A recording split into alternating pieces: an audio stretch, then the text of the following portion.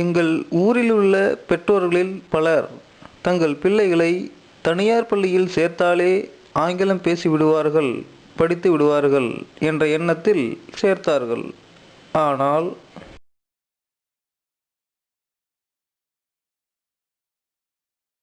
உன் பேர் என்ன தம்பி? பூனப்ஷான் சார். எந்த ஸ்கூலில் படித்த? Matriculation school. எந்த வகுப்பு வரை படித்த? 4th ஸ்டாண்டர்ட் வச்சு படித்தேங்க சார். உங்கள் தமிழ் நல்லா படிக்க தெரியுமா தம்பி? தெரியாது சார். இங்கிலீஷு?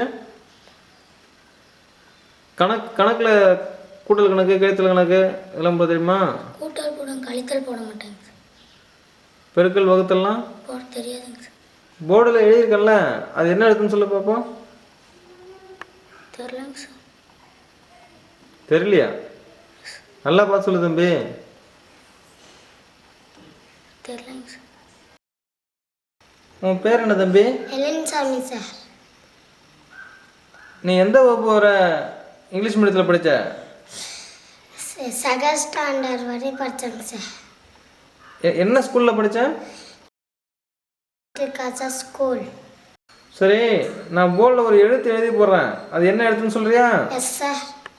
சரி, எங்கள் போர்டில் எழுதி போட்டிருக்கேன்ல, அது என்ன எழுத்துன்னு சொல்கிறியா? நான் சார். போர்டில் நான் எழுதி போட்டிருக்கேன்ல, அது என்ன எழுத்துன்னு சொல்லி பார்ப்போம். தெரியலங்க சார்.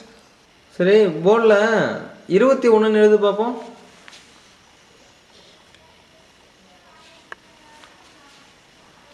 அதான் 21. Yes sir. உன் பேர் என்ன தம்பி? கஜேந்திரன் சார்.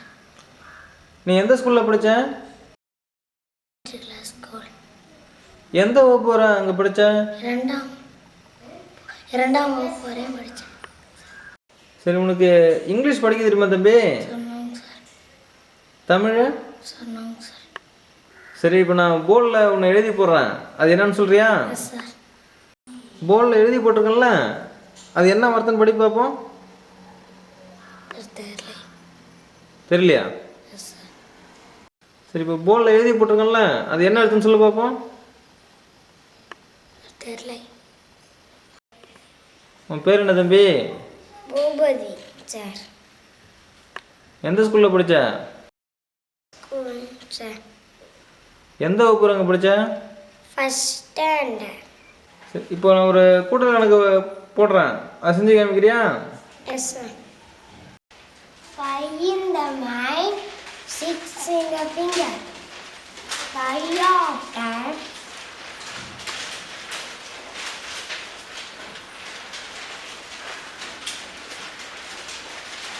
அதான் ஆன்சரா? Yes sir.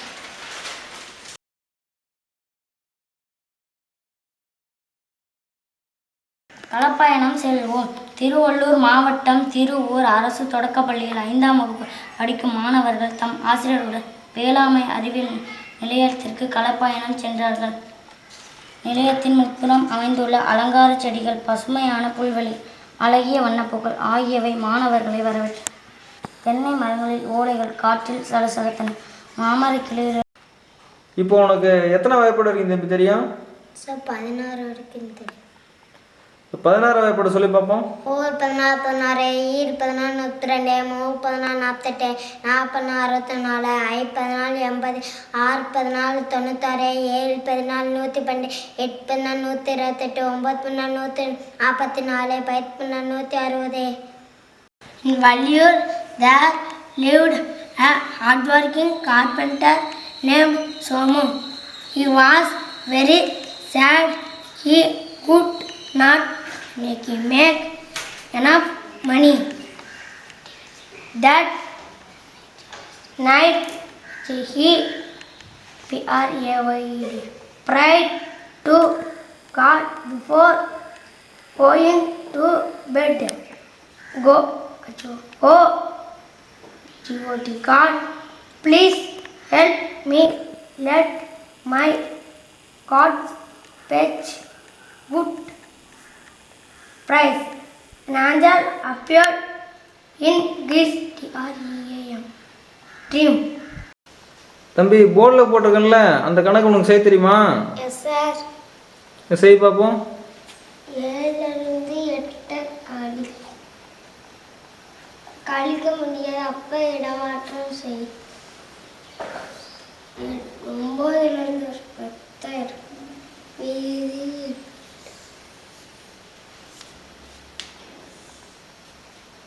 10 17 மனசில் வச்சுக்கிட்டு 8 வரணும். 17க்கு அப்புறம் 16 5 14 13 12 11 10 9 8லேருந்து 3 8 மனசில் வச்சுக்கிட்டு 3 8ல் கழிக்கணும். இது 5.